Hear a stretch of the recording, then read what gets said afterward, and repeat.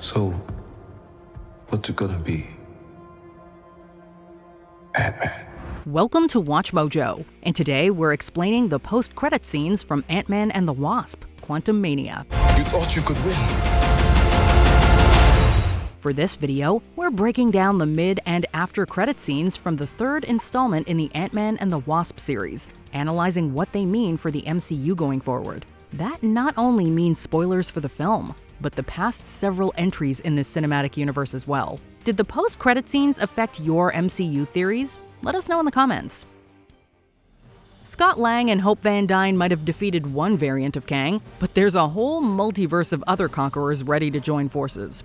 And if you think I'm evil, well, just wait till you meet my variants. The first post-credit scene confirms the fear brewing in the back of Scott's head. 3 versions of Kang are seen conversing about their fallen variant. Although the Kang seen throughout most of the movie was exiled, his variants still are not pleased that our heroes seemingly killed him. While we doubt that Kang the Conqueror is gone for good, the Council of Kangs is ready to avenge him regardless. I will burn them out of time. One of the 3 Kangs is almost certainly Pharaoh Rama-Tut. We've been brought to a throne room. I wonder whose? It is that of Rama-Tut. Yes, prisoners, the awesome Rama-Tut, Pharaoh of Pharaohs, King of the Seven Suns. In the comics, Nathaniel Richards uses Victor Von Doom's tech to travel back in time from the 31st century to ancient Egypt. During this time period, Richards assumes the Pharaoh Rama-Tut alias. He seeks to establish a bond with the soon-to-be-born En-Sabah-Nur, the first mutant who will one day become Apocalypse. Who are you? Elohim, Shin, Ra. I've been called many names over many lifetimes. I am born of death. The Fantastic Four get in the way of his plans, though, forcing Pharaoh Rama-Tut to flee to the 20th century where he meets up with Dr. Doom. Right on cue. It's possible that Nathaniel shares an ancestral tie to either Doom or Reed Richards.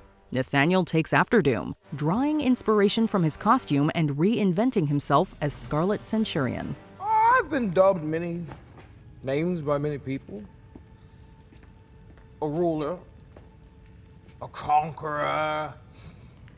Another Kang seen in the post-credit scene could be Scarlet Centurion, whose comic counterpart plots to have Avengers from different realities clash with each other. Then again, the fact that he's wearing green and purple rather than red probably means that this is a different Kang variant. Bring me what I want. What's that? Considering that this Kang has a more youthful appearance, we wouldn't be surprised if he was Kid Immortus. That version of Nate Richards starts as Iron Lad, who attempts to prevent his villainous destiny by pursuing a more heroic route. Iron Lad develops a relationship with Cassandra Lang, who Catherine Newton portrays in Quantumania. People still need help, Dad. That's why we made this. It's like a satellite for deep space, but quantum. After Cassie meets a tragic fate, though, Iron Lad's inner villain is awakened under the alias of Kid Immortus. Become a Watch Mojo channel member and get exclusive perks like Mojo emojis, loyalty badges, priority comment replies, and exclusive members-only content, including live list rankings with the Mojo staff and peeks behind the scenes. Don't miss out!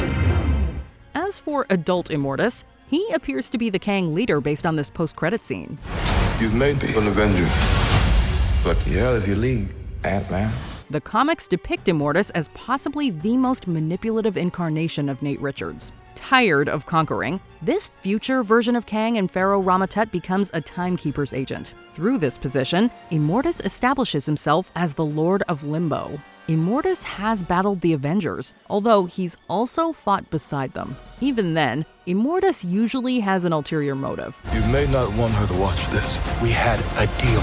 Whether he's allied with his fellow Kangs or the Avengers, Immortus should never be 100% trusted. If the MCU's Kang the Conqueror is still alive, he may join forces with Immortus, but the two could also duke it out for supremacy. Either way, our heroes will be stuck in the middle. You plunge your blade in my chest and an infinite amount of me start another multiversal war. The 3 Kangs grow concerned about the multiverse, which Doctor Strange, Spider-Man, Scarlet Witch, and several others have tampered with as of late. They thus decide to bring about the wrath of all the Kangs. We pan out to reveal an entire coliseum with more than enough Jonathan Majors to go around. While it's hard to make out every variant, at least one of them appears to be a Skrull. The post-credit scene officially introduces the Council of Kangs, or Cross-Time Kang Corps. The Council of Kangs.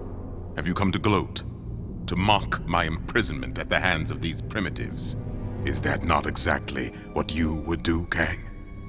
We are you, after all. Uniting Kangs from across the multiverse. It's like the Council of Ricks with less belching. You think I did this? Why am I the first Rick you pull in every time a Rick stubs his toe? You have a history of non-cooperation with the Council. With the Council now in the mix, there are several other prominent Kang variants we could see in future movies. Chrono Monitor number 616 is a member of the Time Variance Authority, who goes rogue and attempts to alter history for his benefit. He attempts to hide by slipping into the role of Pharaoh Rama Tut, but Chrono Monitor number 616 eventually gets his comeuppance with a time loop. There's also Mr. Griffin, aka Kang Griffin, an Asian American version of the character whose company acquires the old Avengers Tower. There's even a variant called Frederick Kang, who gets his name from Fred Flintstone. Barney, quick. What's my name? Fred Flintstone! Don't toy with me, Barney. You did it, Fred! You made it! The incarnation of Kang we're most likely to see sooner rather than later is Victor Timely, which brings us to our second post-credit scene. I'm the man who can give you the one thing you want. What's that? Time.